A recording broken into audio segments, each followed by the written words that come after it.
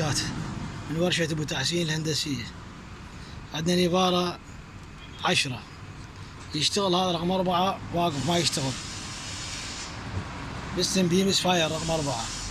نفتحنا لقينا انجكتراته ما بيهن شيء، صح انه وسخات وبيهم ضعف وكذا الشكل، بس وين لقينا الخلل؟ لقينا الخلل بالفيشه مالته. هسه راح نشغل لكم ونشوف. شغل استاذ، يروح شغل.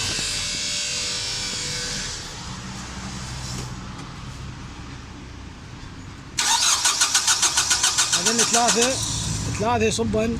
دير والله استاذ، دير. هذول ثلاثة. هذا واقف، هذا شكل، هذا عاطل. هسه وين لقينا الخلل؟ لقينا الخلل هنا بالفيشه مالته بالتوصيله. هذا الواير مقطوع من هاي الفيشه ما موصل. هسه راح نربطه هنا ويا هذا الواير ونشوفه. يلا حيدر شكله حتى نشغل عليه. دير هسه ولا يشتغل.